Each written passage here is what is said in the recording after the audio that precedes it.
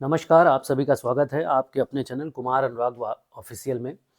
एक और वीडियो में मैं आप सभी का स्वागत करता हूं। जैसा कि हम उत्तर प्रदेश शिक्षक पात्रता परीक्षा के नागरिक शास्त्र के सिलेबस को कंप्लीट कर रहे हैं अपनी इस सरकारी सीरीज की श्रृंखला में, यहाँ पर शुरुआत के 3 वीडियो मैं बना चुका हूं और उनके जो लिंक हैं वो डिस्क्रिप्शन बॉक्स में दिए हुए हैं। आप वहां से पहले आप उन्हें देखें ताकि क्रमबद्ध तरीके से आपको सारी चीज़ें समझ में आए।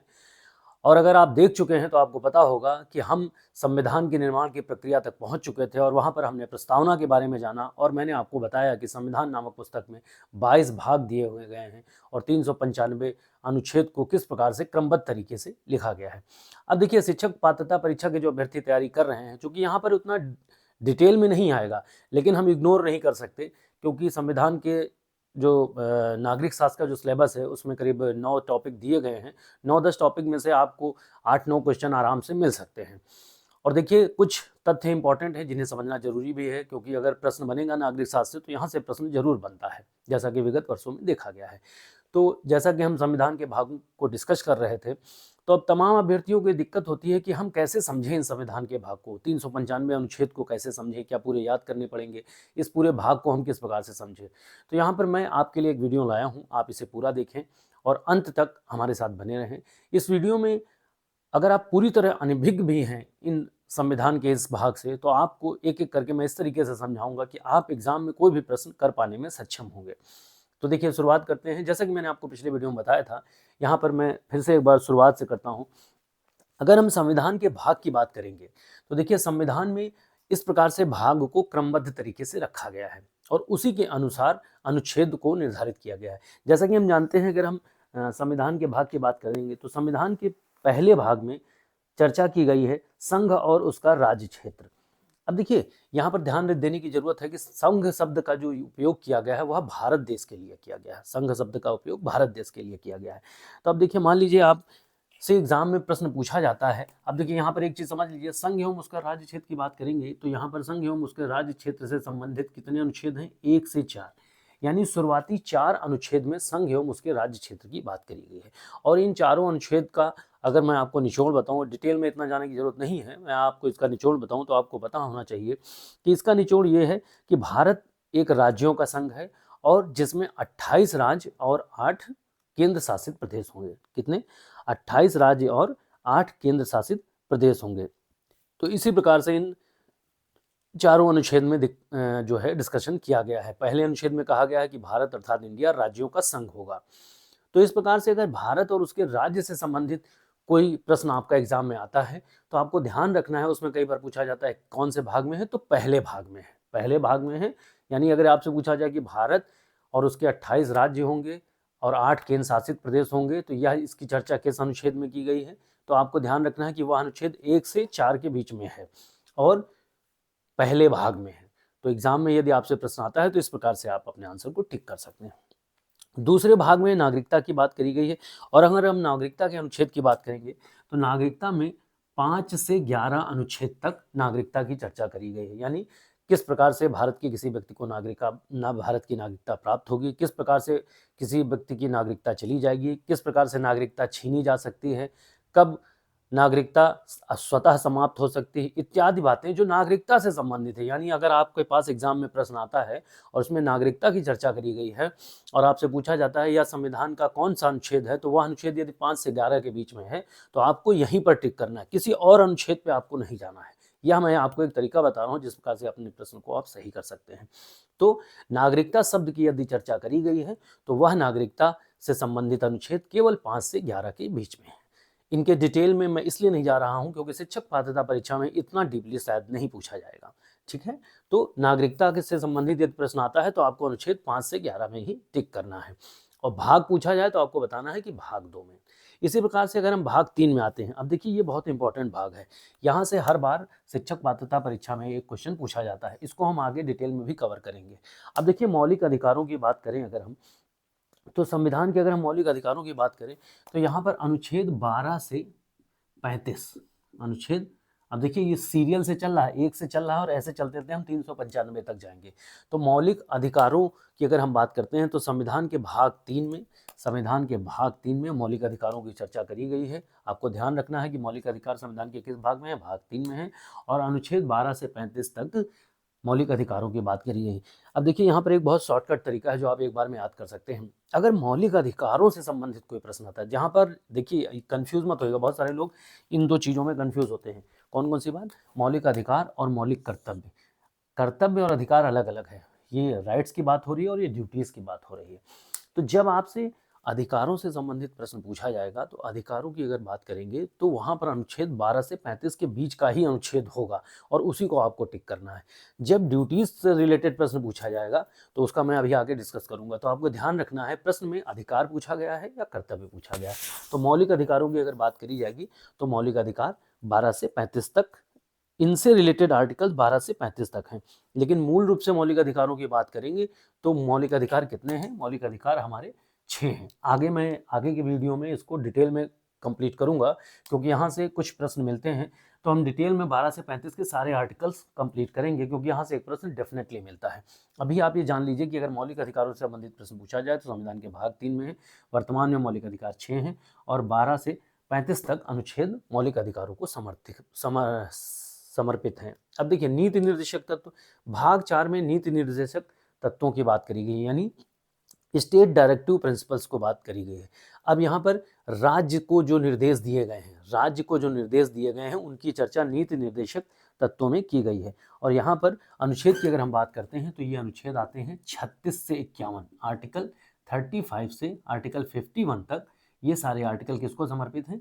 ये सारे आर्टिकल समर्पित हैं नीति निर्देशक तत्वों को। और ये स्टेट को कुछ डायरेक्शंस दिए गए हैं, उन स्टेट, इसको भी हम लोग थोड़ा डिटेल में डिस्कस करेंगे। यहाँ कुछ इंपॉर्टेंट आर्टिकल्स हैं जो एग्जाम का हिस्सा बन सकते हैं।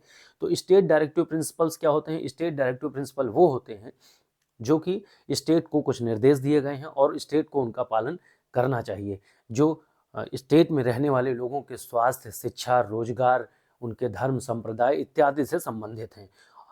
तो इसके बारे में हम लोग डिस्कस करेंगे। नीति निर्देशक तत्वों में क्या क्या बातें हैं, उन्हें 36 से 51 के बीच में रखा गया है। नीति निर्देशक तत्वों के बाद 4A मूल कर्तव्य। अब देखिए एग्जाम में अगर आप कोई ऐसी चीज मिलती है 4A, तो आप हमेशा ध्यान रखिए जहां पर ये ब्रैकेट के अंदर A लिखा है, यानी 4A, यानी 4 के बाद 5 नहीं है, 4 के बाद 4A है। तो ये 4A ये दर्शाता है कि ये संशोधन करके बाद में ये चीज जोड़ी गई है, मूल संविधान में यह नहीं था, इसे बाद में जोड़ा गया है। तो इस प्रकार से, क्योंकि अगर कोई पहले लिख रहा होता संविधान तो वह 4 के बाद सीधे 5 लिखता, 4A लिखने की जरूरत क्या थी? यानी कि बीच में इसको रखा गया है, इसलिए इसे 4A नाम दिया गया है। तो यहाँ पे ध्यान रखने की जरूरत है। अगर हम मूल कर्तव्यों की बात करते हैं तो मूल कर्तव्य के लिए संविधान में केवल एक ही आर्टिकल समर्पित है और वह है 51 का। मूल कर्तव्यों की अगर हम संख्या कर ध्यान दें तो वह वर्तमान में 11 है। मूल कर्तव्य हमारे 11 हैं और 11वां बहुत इंपॉर्टेंट है, उसको भी समझने की जरूरत है। 11वां क्या है? कमेंट बॉक्स में बताइए मूल कर्तव्य 11 क्या है और वह कौन सा कमेंट बॉक्स में आपको बताना है कि मूल कर्तव्य 11वां मूल कर्तव्य कौन सा है और 11वां मूल कर्तव्य किस प्रकार मौलिक अधिकार से संबंधित है। तो आपको ये बात ध्यान रख देने की जरूरत है। एक मौलिक अधिकार है जो निःशुल्क एवं अनिवार्य शिक्षा 6 से 14 वर्ष की बच्चों के लिए बात करता है कि 6 से 14 वर्ष के बच्चों को निःशुल्क एवं अनिवार्य शिक्षा प्रदान की जाए। उस मूल अधिकार की अगर हम बात करते हैं तो वह मूल अधिकार किस प्रकार से मूल कर्तव्य से जुड़ा हुआ है, ये आपको बताना है। ठीक है, तो मूल कर्तव्य के लिए 11 मूल कर्तव्य हैं और मूल कर्तव्य के लिए 51 का अनुच्छेद डेडिकेटेड है। अब जब मूल कर्तव्य की बात हो जाएगी तो बात आती है संघ की, और संघ की अगर हम बात करते हैं तो संघ के लिए आर्टिकल 152 से 237 इतने आर्टिकल जो हैं वह संघ से रिलेटेड हैं। अब देखिए जब संघ की बात करी जाएगी तो संघ का कहने का मतलब क्या है? संघ का मतलब यहाँ पर बात करी जाएगी प्रधानमंत्री, राष्ट्रपति, इन सारे राष्ट्रपति के मंत्रिमंडल की बात करी जाएगी। ये सारी बातें यहाँ पर चर्चा करी जाएंगी जो कि संघ मतलब भारत से रिलेटेड हैं। जो भी चीजें संघ मतलब भारत से संबंधित हैं, यानी इससे संबंधित कोई प्रश्न अगर आपसे पूछा जाता है जो इनडायरेक्टली या डायरेक्टली भारत से रिलेटेड है तो वहां पर अगर आर्टिकल हो तो आप पहचान सकते हैं कि 152 से 237 के बीच आर्टिकल होगा। इसे हम विस्तृत रूप से डिस्कस करेंगे, जैसा कि मैं बार बार आपको बता रहा हूँ। संघ के बाद बात आती है राज्य की। जब संघ की बात हो जाएगी तो राज्यों की बात करी जाएगी। कि राज्य में कौन कौन सी चीज़ें होनी चाहिए, किस प्रकार से चीज़ें होनी चाहिए, राज्य में किस प्रकार की सारी व्यवस्थाएं होनी चाहिए, उसकी हम चर्चा करेंगे। और राज्य की जब बात करेंगे तो राज्य के लिए जो डेडिकेटेड आर्टिकल हैं हमारे, वो 152 से 200, सॉरी मैं यहाँ पर थोड़ी सी गलती हो गई है, यहाँ पर थोड़ी सी गलती हो गई है, राज्य के लिए डेडिकेटेड ये आर्टिकल है। और अगर हम संघ और भारत की बात करेंगे तो देखिए यहाँ पे छूट गया है एक, 52 से अगर हम शुरुआत करते हैं, चूंकि 51 के बाद क्या आ जाएगा, 52 आ जाएगा, 52 से 151, तो 52 से 151 आर्टिकल जो है वह संघ को रिलेटेड डेडिकेटेड है, यानी 52 से 151 आर्टिकल किसको डेडिकेटेड है, संघ को डेडिकेटेड। और राज्य की अगर हम बात करेंगे तो राज्य से संबंधित आर्टिकल 152 से 237 है, जहाँ पर राज्य से रिलेटेड चीज़ों की चर्चा करी जाएगी। अब देखिए जो भाग 7 है वह पहली अनुसूची के भाग खा से के जो राज्य हैं उनके बारे में चर्चा करी गई है, और ये बहुत इंपॉर्टेंट भी नहीं है, इसमें इसके लिए केवल एक आर्टिकल डेडिकेटेड है और वो है 238।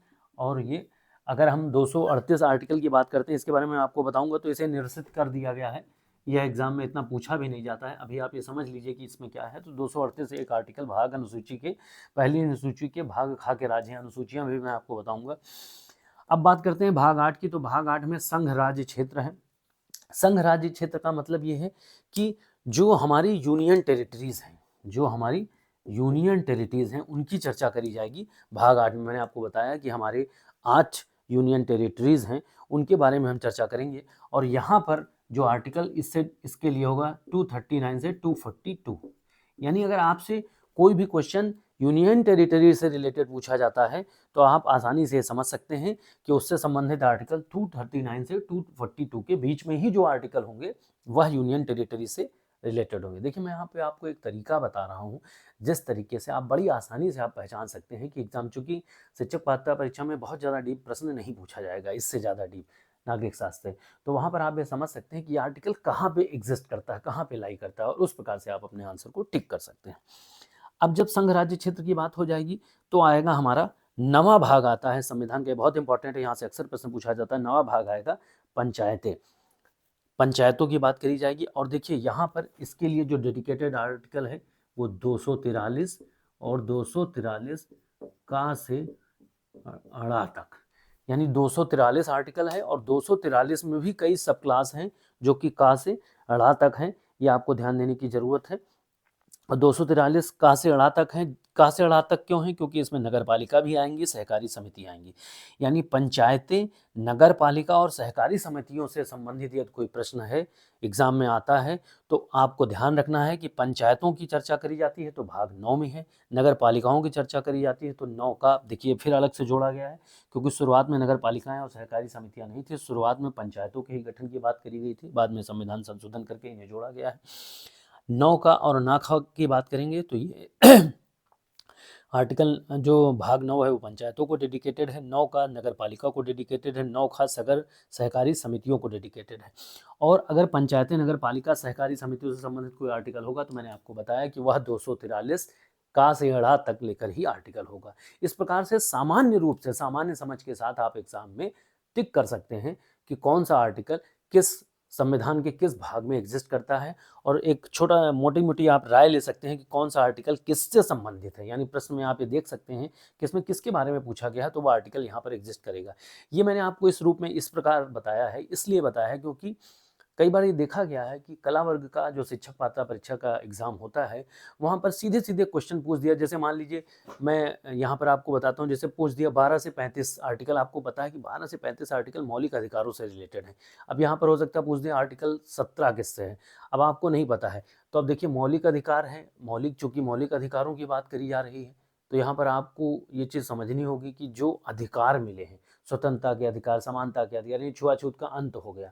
अब आपसे पूछ दिया आर्टिकल 17 पूछा है तो आपको होता है हाँ यार, छुआछूत तो समाज में भेदभाव लाती है, इसमें समानता का हनन होता है, तो इसलिए इसके अंत की बात करी गई हो, समानता के अधिकार की बात करी गई हो, तो वो कहाँ होगा, तो वह मौलिक अधिकार में एग्जिस्ट करता है।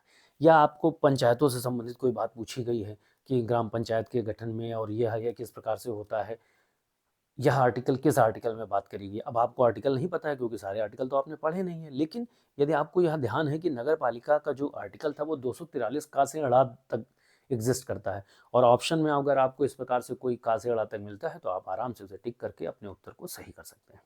तो ये कुल मैंने संविधान के अभी 9 भाग डिस्कस किए हैं। आगे की वीडियो में हम और डिटेल डिस्कस करेंगे और बचे हुए भाग के बारे में जो कि आपको जानने चाहिए। कैसा लगा ये वीडियो कमेंट बॉक्स में अपनी राय ज़रूर बताइएगा। आगे आपको इसी तरीके के वीडियो मिलते रहेंगे, तो चैनल को आप सब्सक्राइब कर लीजिए और बेल आइकन को ऑन कर दीजिए ताकि नोटिफिकेशन आपको टाइम टू टाइम मिलता रहे। धन्यवाद, मिलते हैं नए वीडियो में।